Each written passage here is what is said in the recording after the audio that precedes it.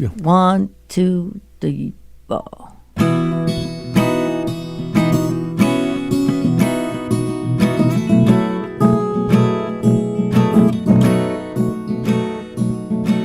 If I had a jetpack, the first thing that I'd do is fly above the gridlock and come to you. I'd pick it to the windows on Fifth Avenue to see how the other side lives. And if I had a jetpack, I would strap it on. I'd get out of this one room and I'd be gone to where there's real houses and big front yards.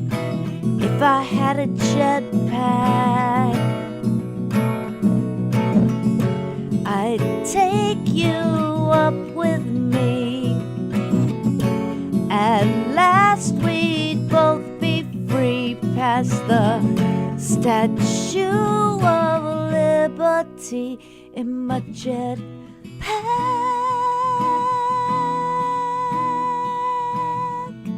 Whew, it's early in the morning. If I had a jetpack, I'd fly above the bridge. I'd wave to all my friends who thought I'd never rise again. I'd fly over the stadium to watch my team win. Watch my team win. And if I had a jetpack, I'd bust into your door. I'd take you by the hand to the Jersey Shore. And underneath the moonlight, you'd want me even more, 'cause I'd have a jetpack. I'd take you up so high. If I dropped you, you would die. But I want you by my side in my jetpack.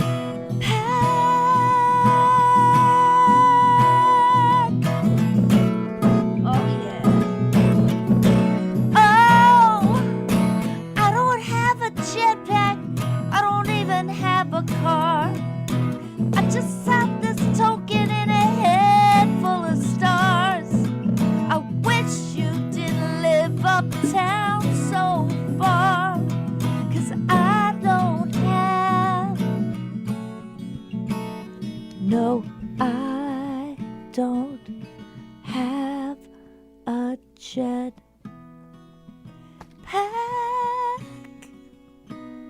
Ooh. That, of course, is Jill Sobule. There should be thunderous applause, but we're not even in the same room. We can see each other through a pane of glass. This is the first time we've ever done anything like that. I should say that if you're listening to this show, we recorded it about an hour before you're listening to it, and the only reason we're doing that, so it's like about 11 o'clock right now on Thursday. On Friday, Jill will be back at the Mark Twain house. Although it turns out you're not in the house this time. What are you talking about? I think maybe there was a missing candlestick after you left last time. They just feel like they should have you someplace else. They knew it was me? Yeah, apparently there's fingerprints. No, you're in the bigger auditorium. Because no. the Mark Twain house can't hold you anymore. You're too big. Oh, I used to love the fireplace. I know. I'm still going to pilfer, though. Yes, of course. That goes without saying. So anyway, tickets are still available. You should call the Mark Twain house and see about that. That's going to be on Friday evening. This is Jill Sobule's fourth full show appearance on the Colin McEnroe show. I think she holds the record. Yay. You've been on 2 other times, too, but only for parts of shows. And I just want to quickly say something about that song. And I hope I can say this without choking up, because it's going to kind of wreck this show if I do. But so as you may recall, in September of right around this time of year in 2020, we booked you to do a private show via Zoom, a Zoom concert that was done outdoors in a backyard for the birthday of my partner, whose name I never say on the air, but I think for this one day I'll say Kathleen. So her name's Kathleen. So it was her birthday. She loves you. We did this concert, and then about a month and a half later, she went into the hospital and some really bad things happened. And she didn't come out for 10 and a half months. And for some of that time, I couldn't see her because of COVID and we couldn't visit.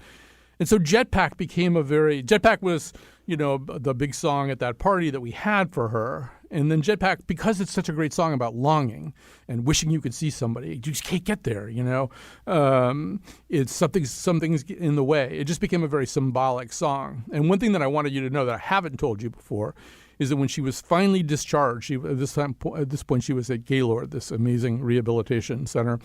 When she was discharged, a member of the staff came down, and first of all, the staff lined up to applaud her as she was discharged, and they had a speaker and they played your Jetpack song. Oh my God, Yeah. I didn't know that.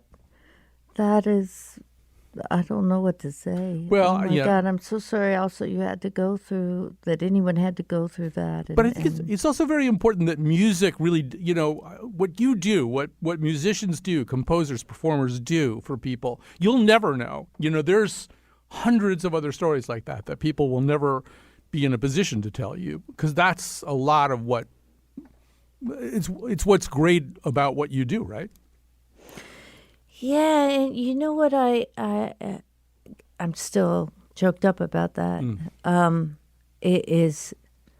I've gotten a lot, especially lately, of people that have come up to me about Kissed a Girl, that when they were a kid, that song made them feel like, oh, they weren't such a freak when they were somewhere in Alabama, and also they were a teenager. And I think that also that music from when you're like 10 to 16, that is when it can really affect you and stay with you your entire life. So do you remember what the songs were? Obviously, you remember what the 10 to 16 songs were for you. What were the songs that... Oh, yeah. Oh, hell.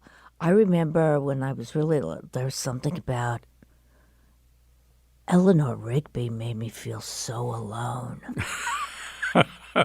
Well, that doesn't sound very affirming. Okay, somehow. that wasn't affirming. Okay. Well, it was interesting. The sad song were the one that actually were semi-healing because you feel like you're not alone. I mean, I think about my brother brought home older brother brought home a John Prine record, and I heard this song "Hello" in there, and I was like, holy smokes, that is really... Maybe that's where I got the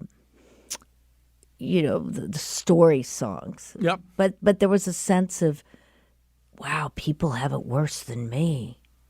Right. I mean, I think if you're feeling blue, you can go in one of two directions, right? You can listen to a Leonard Cohen song that's even sadder and darker than you're feeling right now, and maybe that'll help. It's like homeopathic.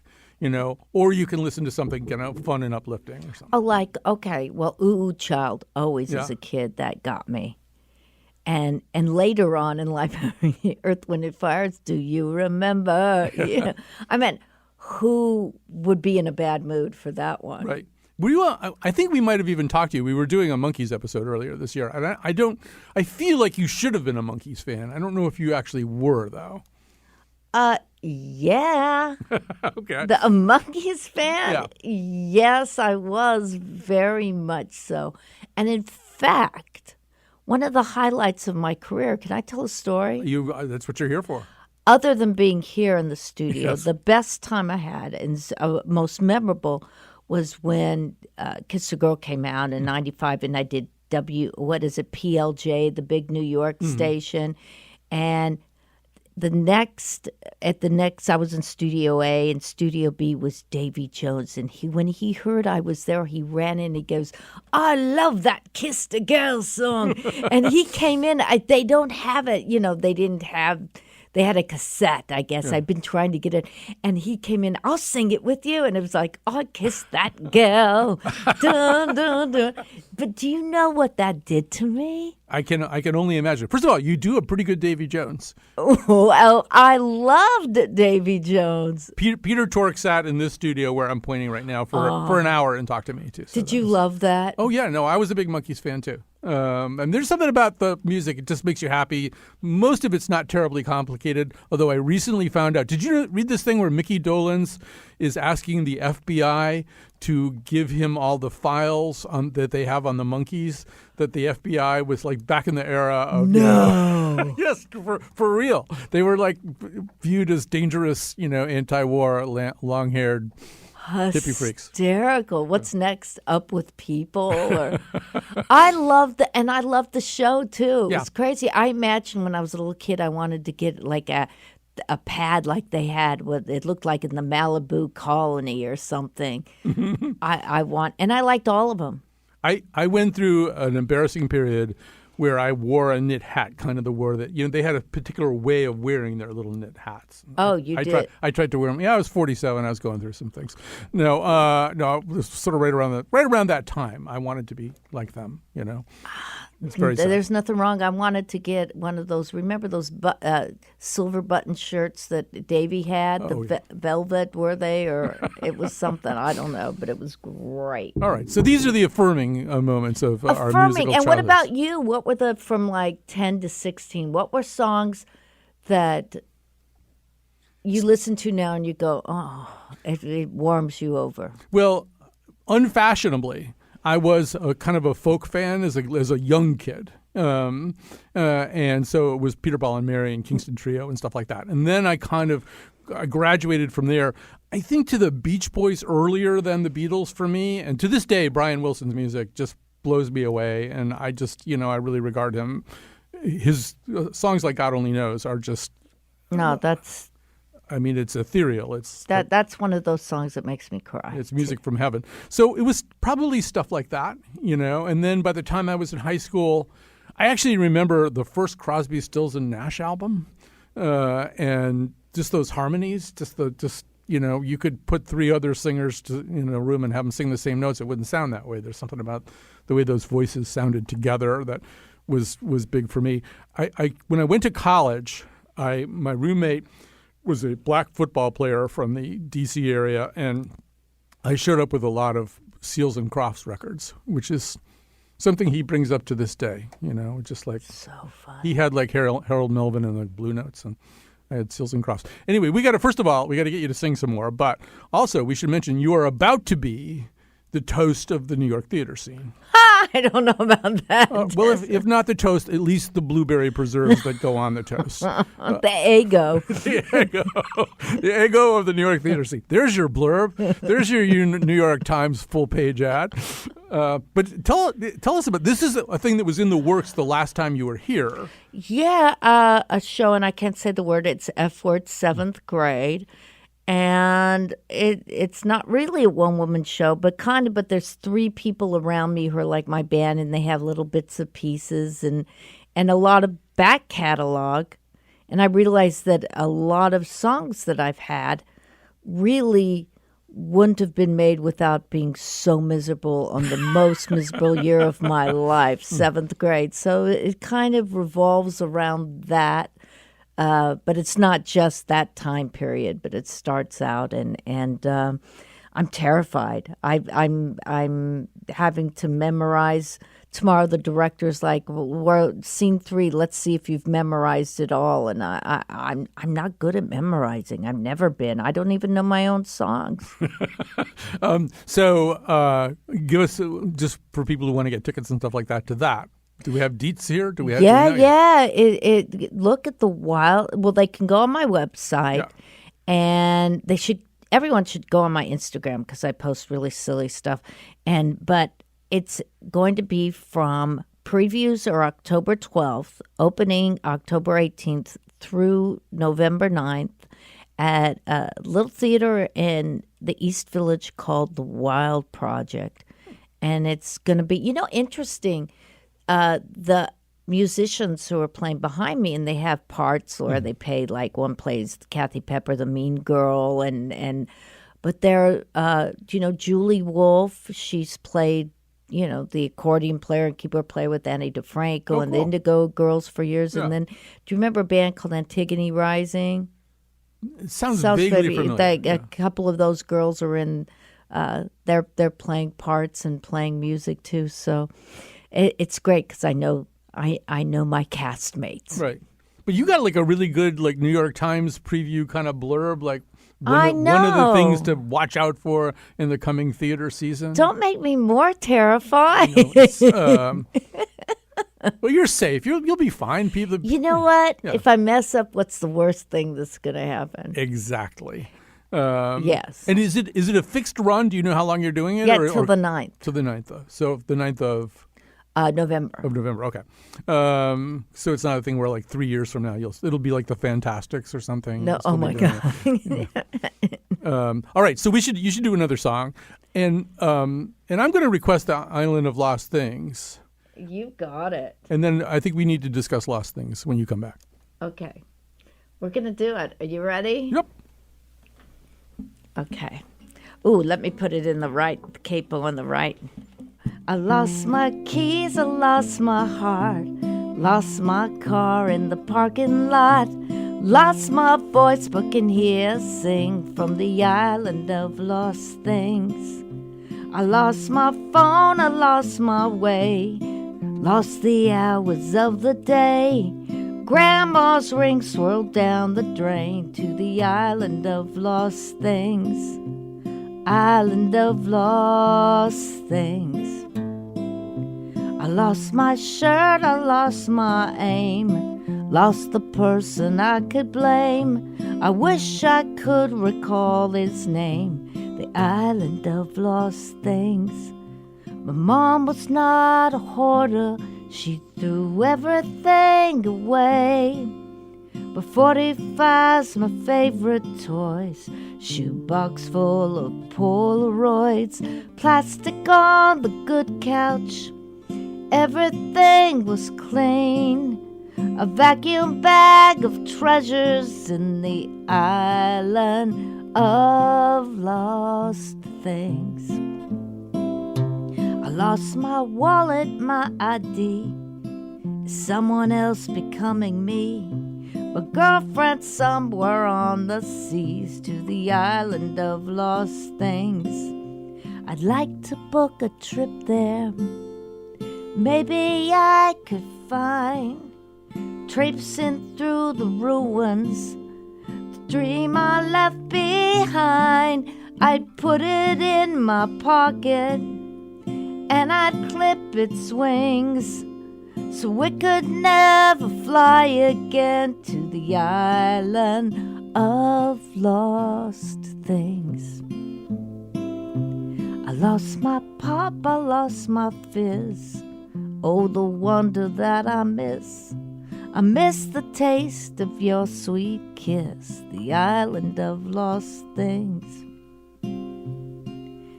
And if you ever go there, call me if you find what happened to my true love, the one I left behind. Is she underneath the palm tree, staring out to sea, spinning my old records on the island of lost things. Jill Sobule, The Island of Lost Things. We're excited to have Jill back with us today. She's become a friend and a friend of the show after all of these years, and she's going to be at the Mark Twain House on Friday night in the auditorium. Don't go looking for her next to the fireplace. That's not where you will find her this time. The Mark Twain House can no longer contain her. So, when I listen to the song, of course, it's very reminiscent of the Elizabeth Bishop poem, The Art of Losing. Right, right. And obviously there's a lot of poignance in there about, things we lose, people we lose. I've been actually thinking a lot, like, this is a much more pedestrian place to go. But I've been thinking about how much time I spend looking for things that I've lost. Like, how your iPhone at the end of the week, I think it's on Sunday, your iPhone tells you like how much time you spent on your iPhone and how that compares to, and yeah. My iPhone will sometimes say, you have a problem. You need to stop looking at me so much. I'm an iPhone and I'm worried about you. But I think they should also tell you how much time you spent looking for your phone, like over the course of the week. Because I spend an enormous amount of time around my house, time I will never get back or be able to devote to writing my masterpiece, just looking for my phone because I don't know where it is. Let me just ask Tony, who's in here with me, who's my road manager. Tony, how many times do I say, "Where's my phone?" or I left it at the hotel or something? Several times each day. Yeah. Several times each day, he says. But here's the thing, is that you panic, you can't find your phone. But when you find it, it's joyful. It is a good feeling, yeah. It's a good feeling. Yeah. Phone, wallet, keys, all those things. When you get them, when you do find them, it's a really good feeling. And yesterday I was in New York and I left my purse and my wallet at the restaurant and didn't remember till I got back home. And it was just a couple blocks away. And it's just so great, that feeling of no one stole anything. This is New York City, and it's right there on the chair. It was really, people are nice. That is true. This is definitely the glass half full version of losing your phone a lot. Yes. What you're giving us. I lose things a lot. And I like to say it's not that I'm getting older because I've always been this way, but also I think, like you said, we're on the phone all the time. Our hard drive is full. It's like our brain is a little circle going around, around, around.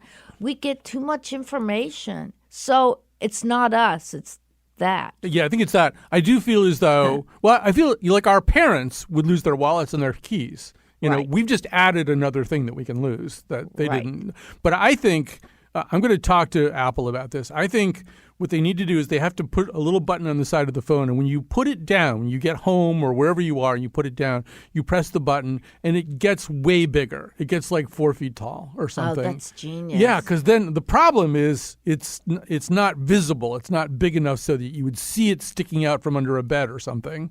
You know, but if we're big, I think we would find it faster. Don't you have? Do you use Find My Phone? No.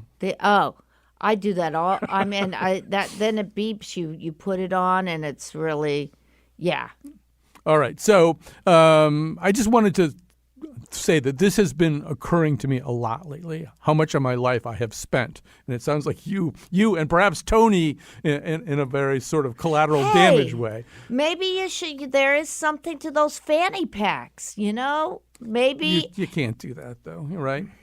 Well, listen, we're still isolated, so who's going to look at you anyway? Well, my partner and I went into Coach, the Coach store. You know, the Coach store that's sort of down in the Soho area of New York. We walked in because she wanted to something like that. She was having the same experience, and we said the word fanny pack to the guy at Coach. You know, who looks way cooler than and it was really like we'd come in and asked for some really hideous drug or something that, I mean, he had this look on his face.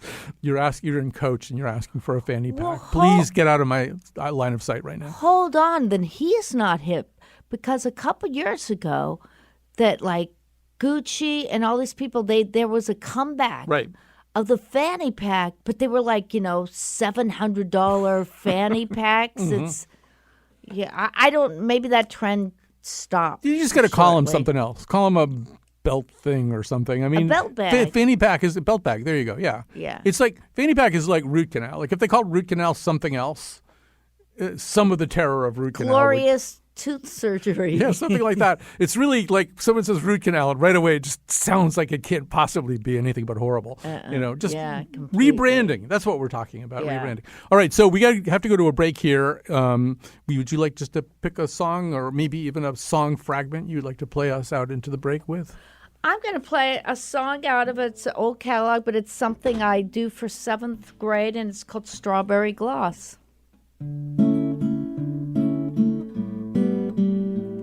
Retainers and braces for all pretty faces and startup bras. Shirts made of gauze on a soft-focus field with the sunset behind. Strawberry gloss.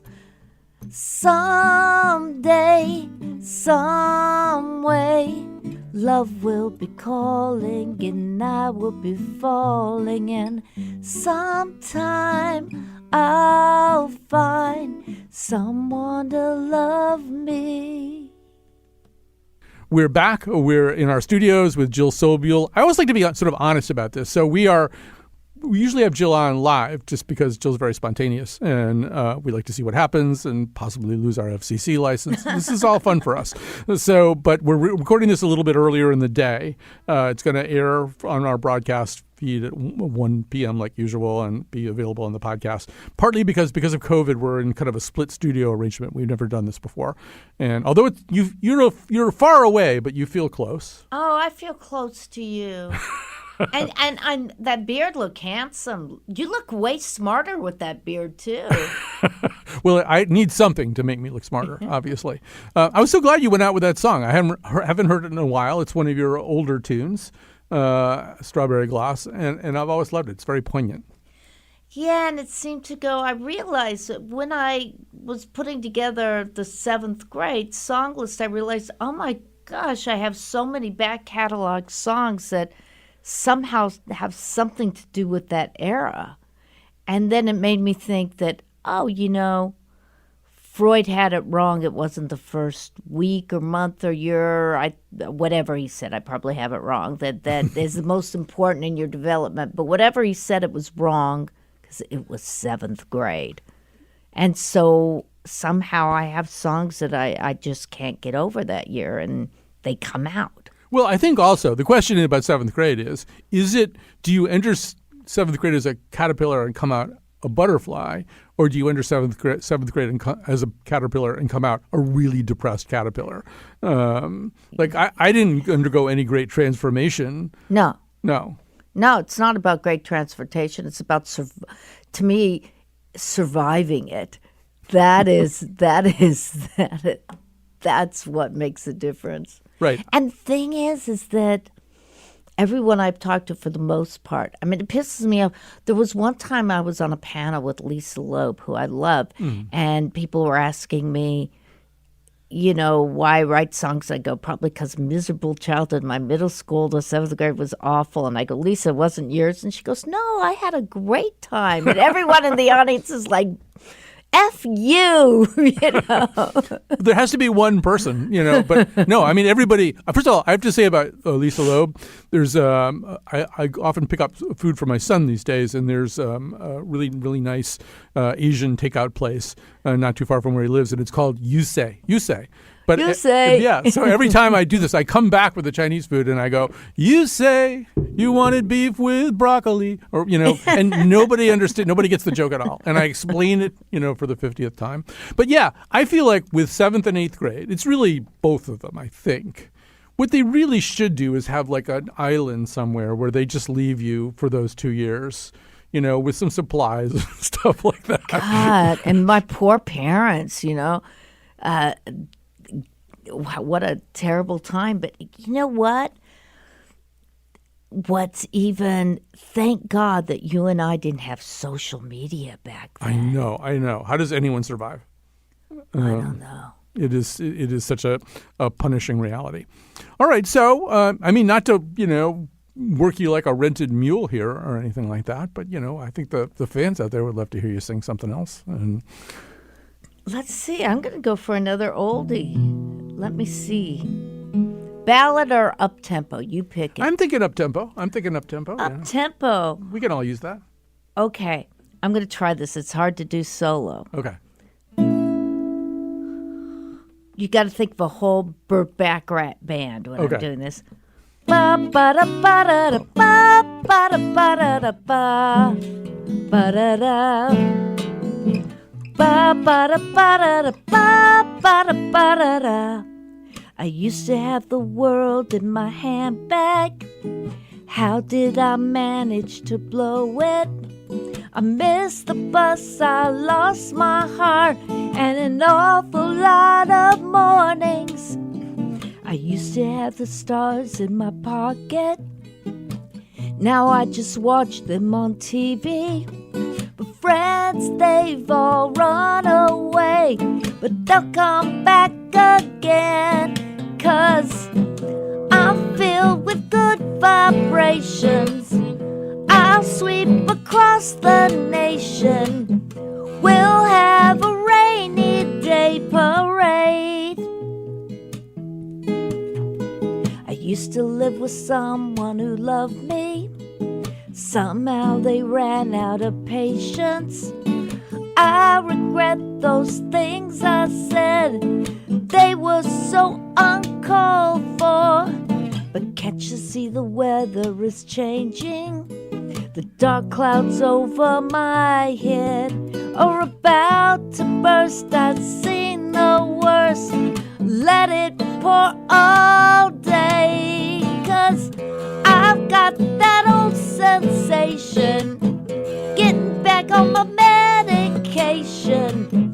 We'll have a rainy day parade. You're gonna want me back.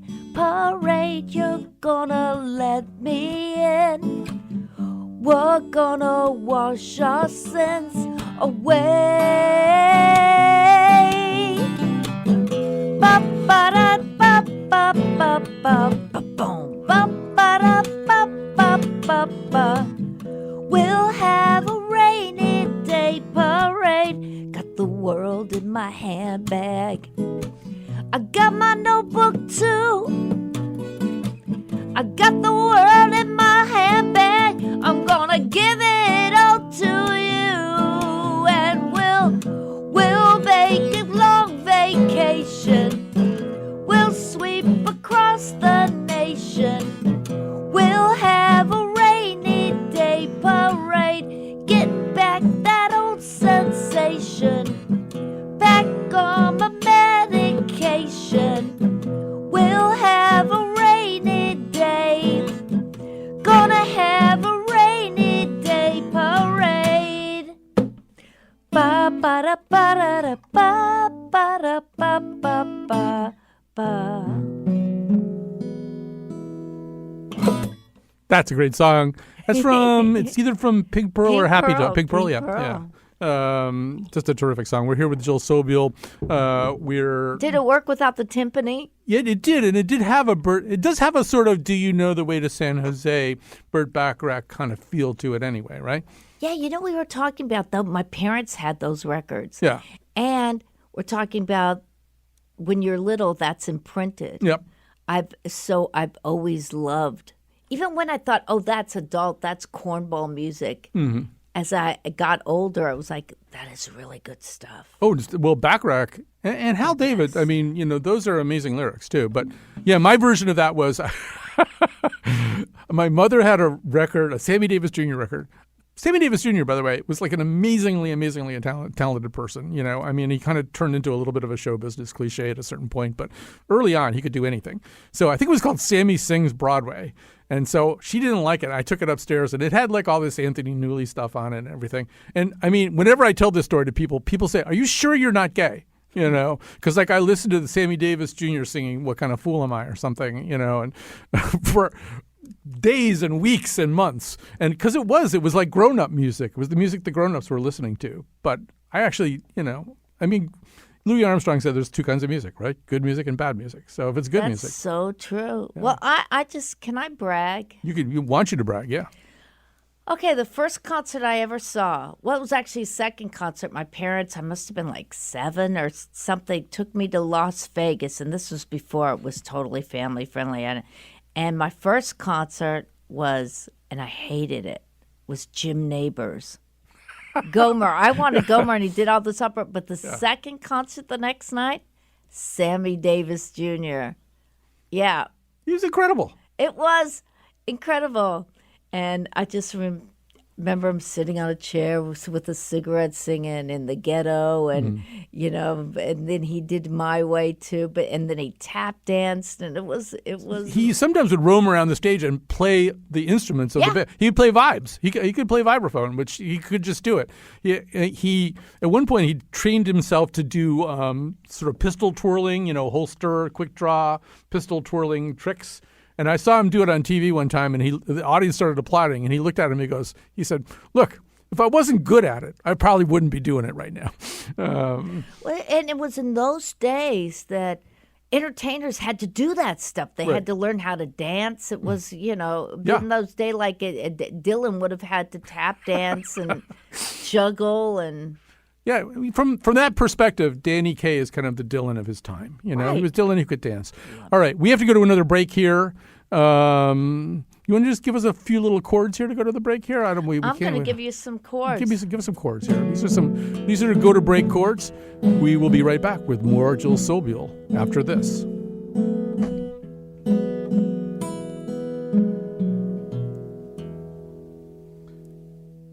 So it's time to say some thank yous. A lot of people had to do a lot of things that they weren't expecting to do today, and I appreciate that so much. Kat Pastor, as usual, is our technical producer. Yay. Eugene Amatruda, the master of everything, really, has been in here making sure stuff worked.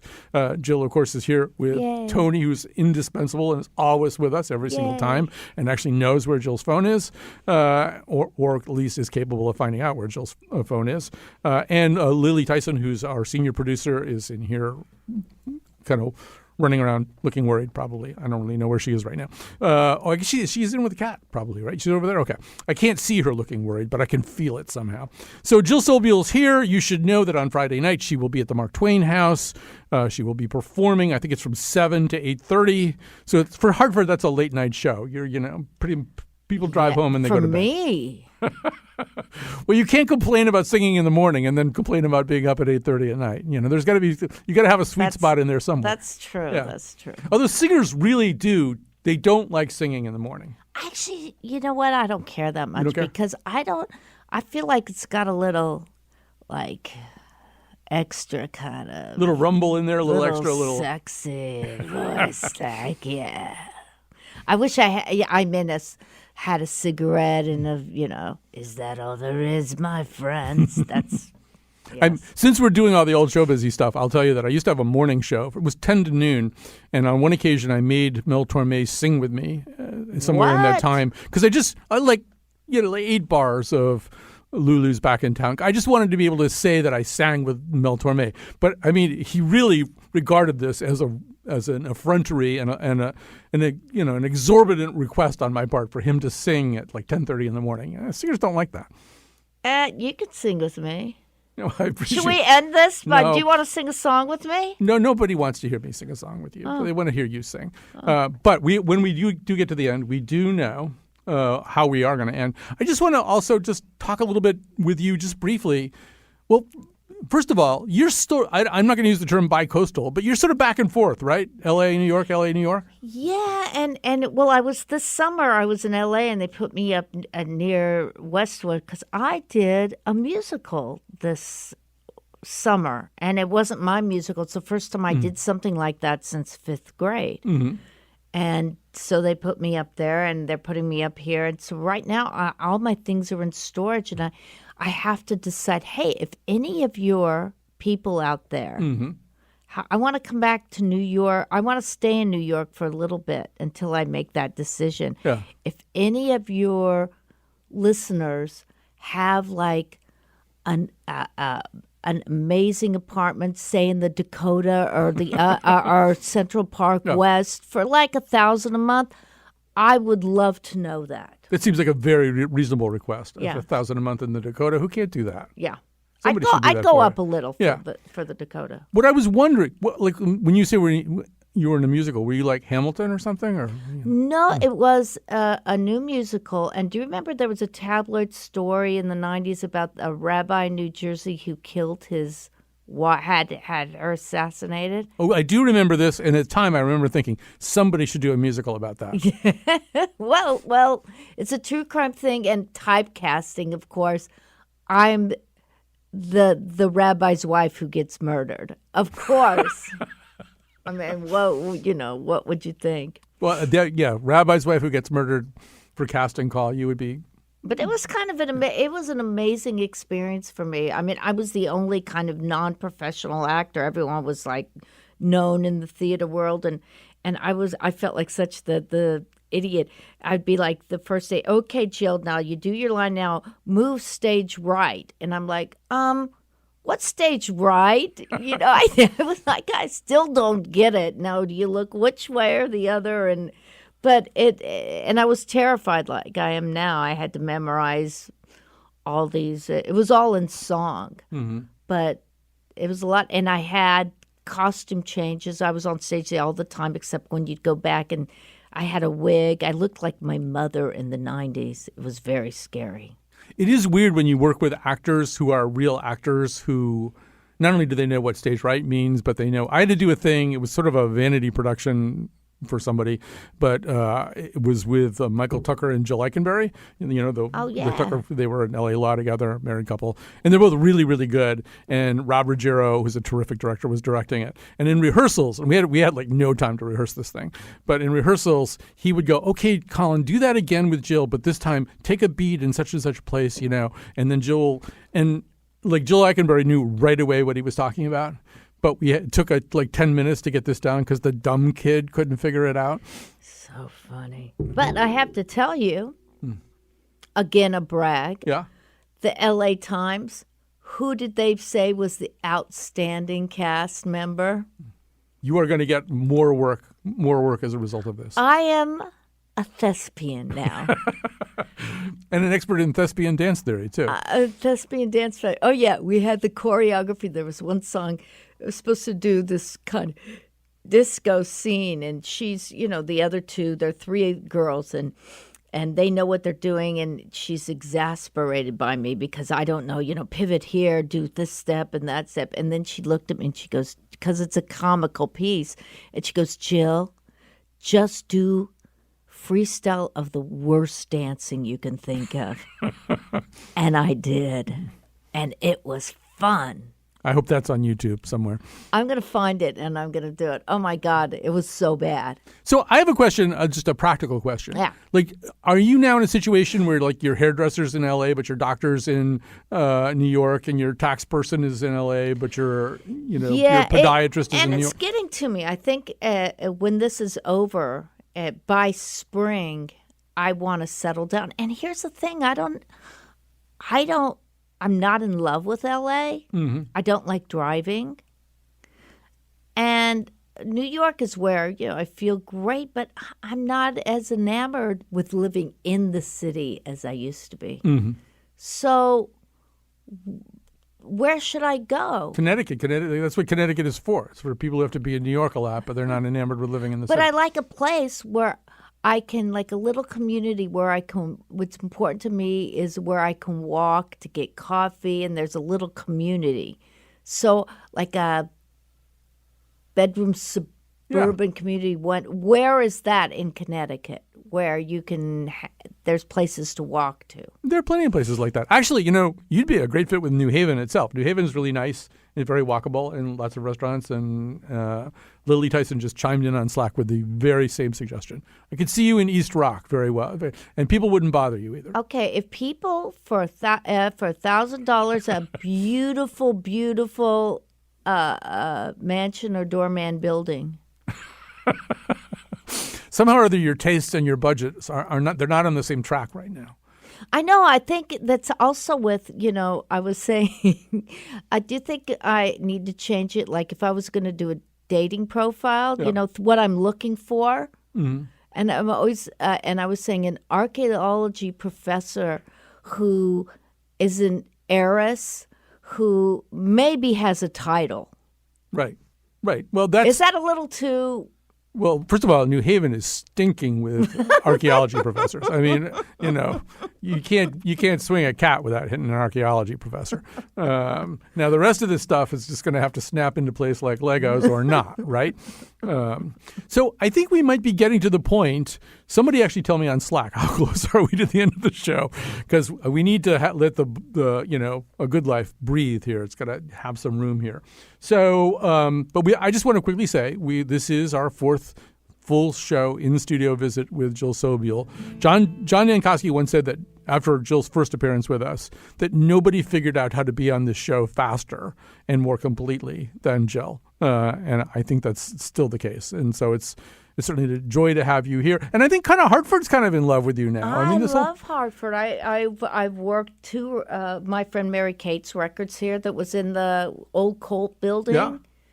That's a cool building. Do It they is still? Yeah, it's still there. It's people. Yeah, it's beautiful. It is a gorgeous building, and not that many people who visit Hartford get down to see it. So, Well, I don't feel like ever, even from the very beginning when I had my first interview with you, I didn't feel like it was an interview. All of a sudden it was like, oh, I forgot that we were just having a conversation. I forgot that it was a quote unquote an interview. It didn't even feel that way to me. That you confessed to several murders that time. You just clearly didn't know that it was on the radio. And nothing happened. No, it was Hartford. Thank God. I mean, they've got bigger problems here.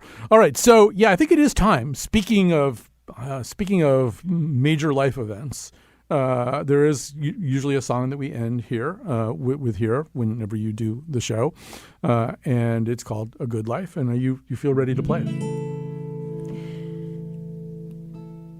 Tomorrow the ground may shake, like they said it was bound to happen one day, and the Hollywood sign will fall.